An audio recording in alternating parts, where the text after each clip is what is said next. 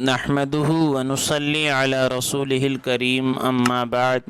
معزز سامعین، اس سے پچھلے بیان میں آپ کی خدمت میں طائف کا واقعہ عرض کیا گیا کہ اللہ کے نبی صلی اللہ علیہ وسلم 60 میل کا پیدل سفر کر طائف جاتے ہیں اور وہاں کے سرداروں سے بات کرتے ہیں، اور وہ کس طرح بد اخلاقی کا اور بے رخی کا مظاہرہ کرتے ہیں۔ اللہ کے نبی دعا فرماتے ہیں، فرشتہ مدد کے لیے اترتا ہے۔ اللہ کے نبی صلی اللہ علیہ وسلم دعا فرماتے ہیں، فرشتہ مدد کے لیے اترتا ہے اور کہتا ہے کہ پہاڑوں کو ملا دوں اور ان کو کچل دوں۔ آپ فرماتے ہیں کہ یہ نہیں تو ان کی اولاد ایمان لائے گی۔ لہٰذا 10 نبوی میں آپ کا یہ طائف کا سفر ہوتا ہے اور مستقل مشکلات کا حالات کا سامنا۔ شعیب ابن ابی طالب میں 3 سال کا بائیکاٹ، اس کے بعد آپ کی اہلیہ حضرت خدیجہ رضی اللہ تعالیٰ عنہ کا انتقال، پھر ابو طالب کا انتقال اور یہ طائف کا واقعہ، مستقل آپ کے اوپر مصیبت، غم اور یہ حالات کا سامنا ہے۔ اور یہ سب اس لیے تھا کہ لوگ خدا نہ سمجھیں، اور اس کے بعد اللہ نے اپنے پاس بلایا، معراج عطا فرمائی تاکہ لوگ آپ کو اللہ سے جدا نہ سمجھیں۔ 11 نبوی میں معراج کا واقعہ پیش آتا ہے۔ سبحان الذی اسری بعبدہ لیلا من المسجد الحرام الی المسجد الاقصی۔ اللہ کے نبی صلی اللہ علیہ وسلم ام ہانی کے مکان میں آرام فرما رہے ہیں۔ حضرت جبرائیل علیہ السلام آتے ہیں، دروازے کے راستے سے نہیں آتے بلکہ چھت کے راستے سے آتے ہیں، چھت پھٹتی ہے، حضرت جبرائیل علیہ السلام آتے ہیں، فرشتوں کے ساتھ آتے ہیں، اور پھر اللہ کے نبی صلی اللہ علیہ وسلم سے فرماتے ہیں چلیے ہم کو سفر میں چلنا ہے۔ پھر حتیم میں لے کر جاتے ہیں، پھر وہاں سے آب زمزم کے پاس آپ کا شق صدر کا واقعہ ہوتا ہے کہ سینہ چاک کیا جاتا ہے، دل کو نکالا جاتا ہے، آب زمزم سے دھویا جاتا ہے، اور اس میں جو سونے کا تشت آسمان سے لائے تھے جس میں ایمان اور حکمت تھا اس کو بھرا جاتا ہے، اور پھر سینے کو ویسا ہی کیا جاتا ہے۔ اور اس کے بعد ایک سواری اللہ کے نبی صلی اللہ علیہ وسلم کے لیے لائی جاتی ہے جسے براق کہتے ہیں، سفید کلر کی، تو وہ سواری آپ کے پاس آتی ہے اور آپ اس پر سوار ہوتے ہیں، آگے آپ اور پیچھے جبرائیل علیہ السلام، اور پھر سفر کا آغاز ہوتا ہے۔ 4 مقام ایسے ہیں جہاں پر دوران سفر آپ کو روکا جاتا ہے، آپ سواری سے اترتے ہیں اور یہ کہا جاتا ہے کہ آپ 2 رکعت نماز پڑھیں۔ پہلا مقام ایک کھجوروں کا جھاڑوں کا جھنڈ نظر آتا ہے اور آپ سے یہ کہا جاتا ہے کہ آپ 2 رکعت نماز پڑھ لیں۔ اللہ کے نبی صلی اللہ علیہ وسلم 2 رکعت نماز پڑھتے ہیں۔ جبرائیل کہتے ہیں آپ کو پتہ ہے یہ کیا جگہ ہے؟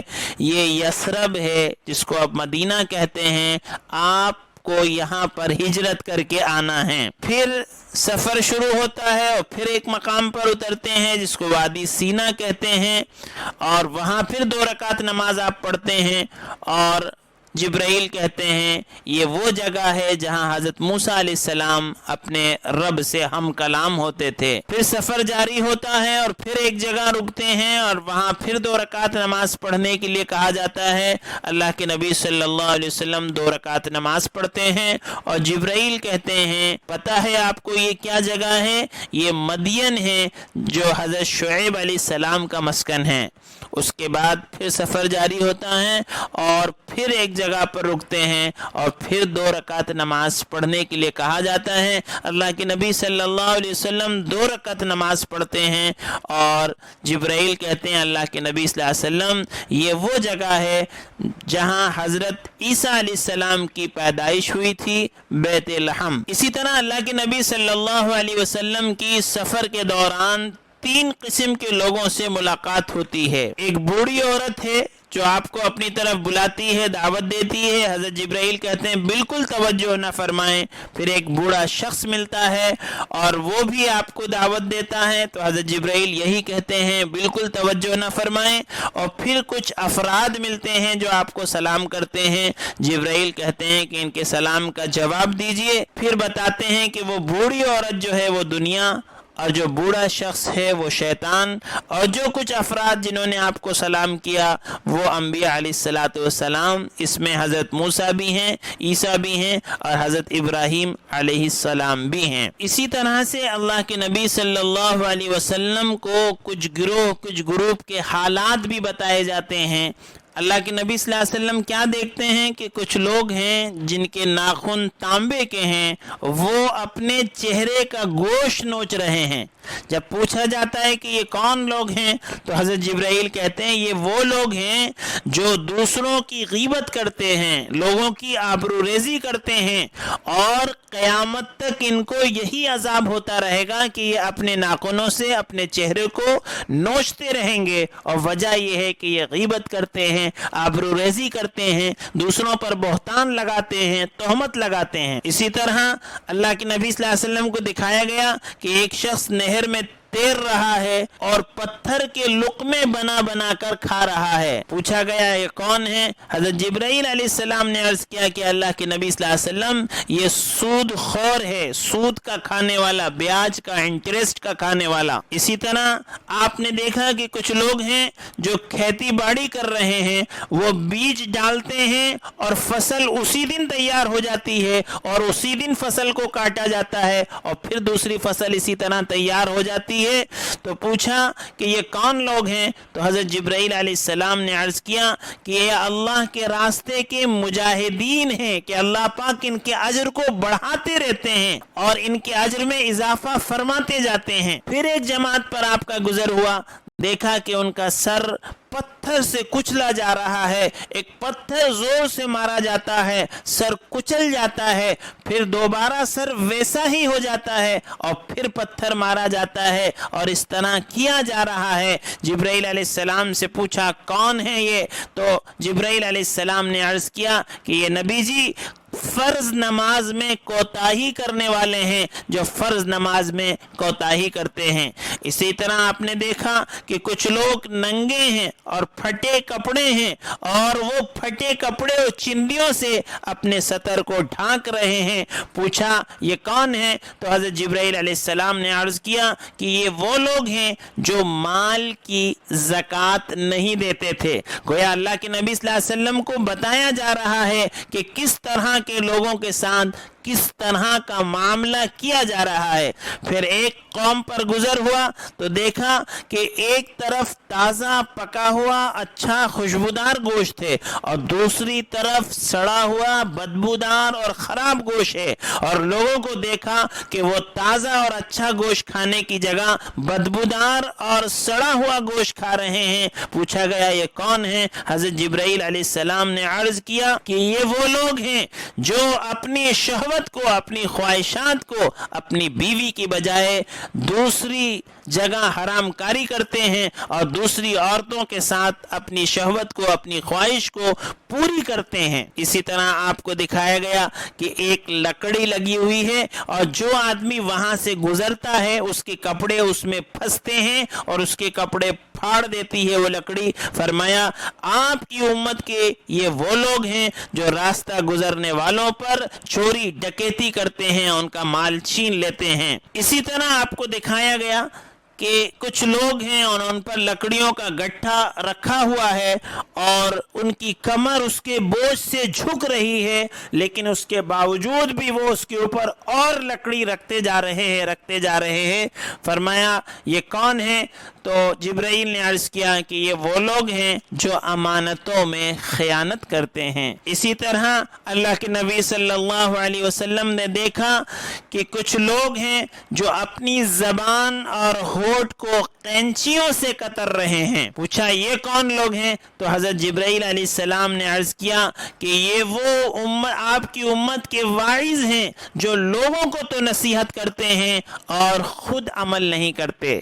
اسی طرح آپ نے دیکھا کہ ایک جگہ سے بہت خوشبو آ رہی ہے اور وہ مہک رہی ہے، فرمایا یہ جنت ہے، اور ایک جگہ بہت بدبودار ہے، تعفن بھرا ہوا ہے، بدبو اٹھ رہی ہے، اور فرمایا یہ جہنم ہے۔ اللہ کے نبی صلی اللہ علیہ وسلم پھر بیت المقدس پہنچتے ہیں اور براق کو حضرت جبرائیل علیہ السلام باندھ دیتے ہیں۔ اس کے بعد مؤذن اذان دیتے ہیں اور سارے انبیاء وہاں پر موجود ہیں، صف بندی ہوتی ہے اور اب انتظار ہوتا ہے کہ امامت کون کرے گا۔ تو حضرت جبرائیل علیہ السلام آپ کا ہاتھ پکڑ کر آگے بڑھاتے ہیں اور اللہ کے نبی صلی اللہ علیہ وسلم امامت کرتے ہیں۔ جبرائیل پوچھتے ہیں جانتے ہیں آپ یہ کون لوگ ہیں جن کی آپ نے امامت کی ہے؟ فرمایا حضرت آدم علیہ السلام سے لے کر اب تک کے سارے نبی یہاں جمع ہیں اور ان سب کی آپ نے امامت کی ہے،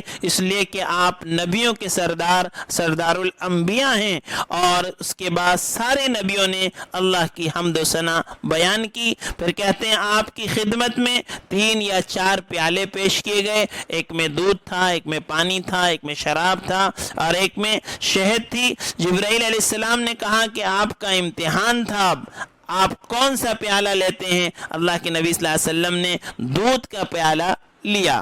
فرمایا اگر آپ پانی کا پیالہ لیتے تو امت غرق ہو جاتی اور اگر آپ شراب کا پیالہ لیتے تو امت بہک جاتی، اور شہد کے پیالے کا بھی ایک روایت میں ذکر ہے۔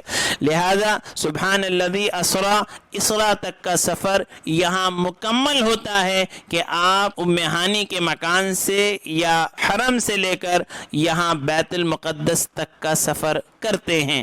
اس کے بعد یہاں سے جو ہے آپ کا معراج کا سفر شروع ہوتا ہے، اور زمرد جو ایک خاص قسم کا پتھر اور قیمتی پتھر ہوتا ہے اس کی بنی ہوئی سیڑھی لائی جاتی ہے اور یہاں سے آپ کا معراج کا سفر شروع ہوتا ہے۔ پہلے آسمان پر پہنچتے ہیں، دروازے کو دستک دی جاتی ہے، دربان پوچھتا ہے کون؟ کہا جبرائیل۔ آپ کے ساتھ کون؟ کہ کہا حضرت محمد صلی اللہ علیہ وسلم۔ کیا ان کو بلایا گیا ہے؟ کہ ہاں بلایا گیا ہے۔ اور پھر وہ دروازہ کھلتا ہے اور آپ کی پہلے آسمان پر حضرت آدم علیہ السلام سے ملاقات ہوتی ہے۔ اسی طرح پھر دوسرے آسمان پر پہنچتے ہیں، وہاں بھی یہی سلسلہ ہوتا ہے، دستک دی جاتی ہے، دربان کا سوال ہوتا ہے اور پھر دروازہ کھلتا ہے اور وہاں پر آپ کی عیسیٰ علیہ السلام اور یحییٰ علیہ السلام سے ملاقات ہوتی ہے۔ پھر تیسرے آسمان پر پہنچتے ہیں اور وہی سوال جواب ہوتے ہیں، دروازہ کھلتا ہے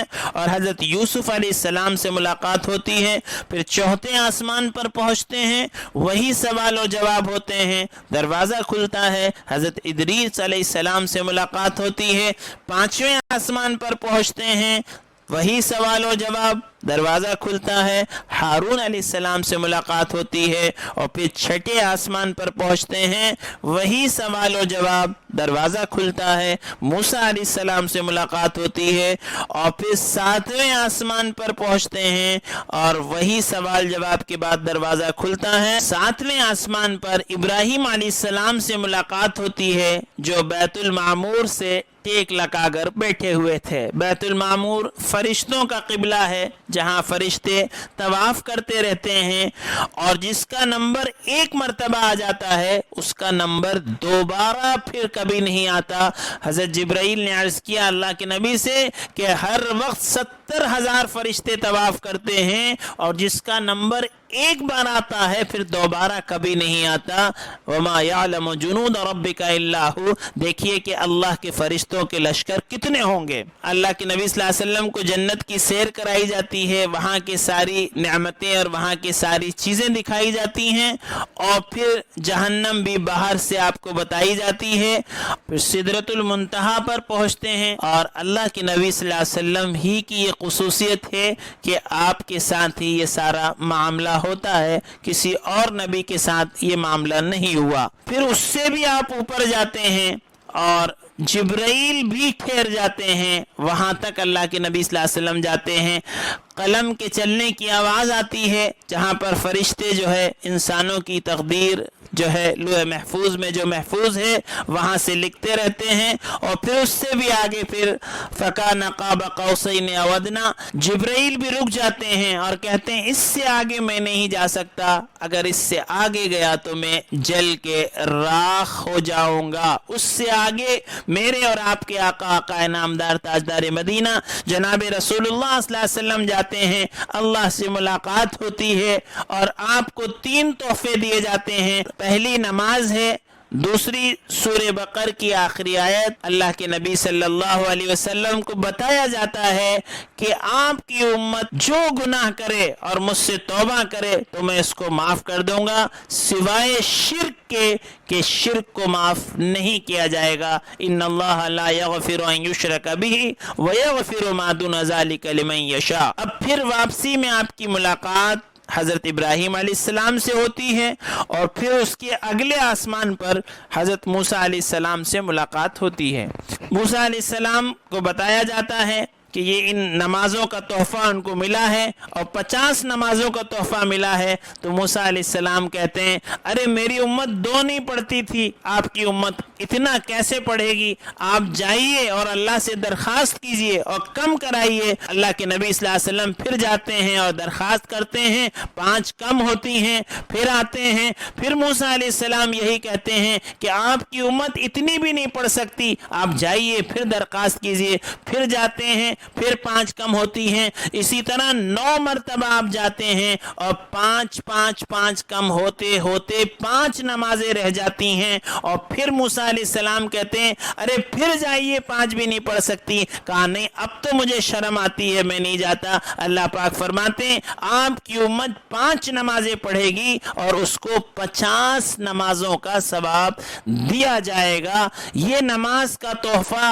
अल्लाह के नबी सल्लल्लाहु अलैहि वसल्लम हमारे लिए लेकर आते हैं और वो नमाज के बारे में हमारा क्या हाल है, हम उस नमाज से किस कदर गफलत बरतते हैं, किस कदर हमारे अंदर नमाजों का एहतिमाम है, उसकी अहमियत का हमें क्या अंदाज़ा है। फरमाया जिसको जो हालत आए, जो परेशानी आए, जो मुसीबत आए, अल्लाह के सामने आना, सजदे में जाना, 2 रकात नमाज पढ़ना, दुआ करना, अल्लाह पाक मसाइल को हल फरमाएंगे। तो ये 5 नमाजें हमें अल्लाह के नबी सल्लल्लाहु अलैहि वसल्लम मेराज से ला कर देते हैं। यह तोहफा हमें मिलता है जो हमारी गोया के एक मुसलमान की मेराज है। बहरहाल नमाजों के सिलसिले में मुस्तकिल फिर अर्ज किया जाएगा कि नमाज की अहमियत क्या है और नमाज न पढ़ने पर अल्लाह की किस कदर सख्त वईदें हैं। तो इस तरह मेराज का सफ़र होता है और फिर अल्लाह के नबी सल्लल्लाहु अलैहि वसल्लम वापस तशरीफ़ ले आते हैं और जब आते हैं तो फरमाए इतना थोड़ा सा वक्त होता है कि जिस बिस्तर से आपको ले जाया गया था वो बिस्तर अभी गर्म था। अब ये वाकया जब मुशरिकीन को सुनाया जाता है तो मुशरिकीन को तो एक और मौका मिल जाता है तमाशा करने का और सताने का और मजाक उड़ाने का, और वो तो पहले से ही आपको जादूगर कह रहे थे। तो ये वापसी में सारा वाकया सुनाया जाता है कि ऐसा ऐसा हुआ। अच्छा, मुशरिकीन कहते हैं आप कोई निशानी बता दो। आप कह रहे हैं ना ऐसा हुआ, मैं जो है हरम से चला और बैतुल मुक़द्दस गया और वहाँ से आसमानों की सैर करके आया और इतने शॉर्ट टाइम में और थोड़े टाइम में कि पल भर में आप वापस आ गए, आप कोई निशानी बता दो तो हम आपकी बात मान जाएंगे। तो हुजूर अकरम सल्लल्लाहु अलैहि वसल्लम ने फरमाया कि जब मैं वापस आ रहा था तो मैंने देखा कि एक काफ़िला है, वो काफ़िला यहाँ मक्के की तरफ आ रहा है और उसमें सबसे आगे एक भूरे कलर का ऊंट था और उसमें 2 बोझ लदे हुए थे और वो इतने दूरी पर था मक्का से कि 3 दिन में वो यहाँ पहुँच जाएगा। लिहाजा मुशरिकीन इंतज़ार करते रहते हैं और जो है वैसा ही होता है। बाज़ कहते हैं कि वो काफ़िला बीच में रुक गया और वो वक्त आया तो नहीं पहुंचा। अल्लाह के नबी सल्लल्लाहु अलैहि वसल्लम ने दुआ फरमाई और सूरज को रोक दिया गया और जब तक कि वो काफ़िला वहाँ पर नहीं पहुंचा, लिहाजा वो काफ़िला वक्त पर पहुंचा। इन लोगों ने देखा, होना तो ये चाहिए था कि ये इस्लाम ले आते, इस्लाम को कबूल करते, लेकिन और मजाक उड़ाया और आपके ऊपर ताने कसे और ये कहा कि आप जादूगर हैं और काहिन हैं। हम तो पहले से ही कहते हैं कि ये आपका जादू है। उसके बाद फिर अबू बकर सिद्दीक के पास ये लोग गए कि चलो अब मौका मिल गया है, अब मज़ा आएगा। उनसे कहेंगे कि देखो तुम्हारे नबी को क्या हो गया, ये क्या क्या कह रहे हैं, बहकी बहकी बातें कर रहे हैं। अबू बकर के पास गए कि तुम्हारे नबी ऐसा कहते हैं कि वो हरम से जो है बैतुल मुक़द्दस गए, बैतुल मुक़द्दस से आसमानों पर गए, वहाँ की شیئر کرے اور پل بھر میں واپس آ گئے، ایسا کیسے ہو سکتا ہے؟ تو حضرت ابوبکر صدیق رضی اللہ تعالیٰ عنہ قربان جائیے، آپ نے کہا کہ اگر اللہ کے نبی ایسا کہہ رہے ہیں تو یہ بات بالکل سچ اور حق ہے۔ جب سے ہی حضرت ابوبکر کو صدیق کا لقب ملا۔ آئندہ انشاءاللہ اگلے بیان میں عرض کریں گے۔ اللہ تعالی ہم سب کو ان واقعات سے سبق حاصل کرنے کی توفیق عطا فرمائے۔ وآخر الدعوانا ان الحمد للہ رب العالمین۔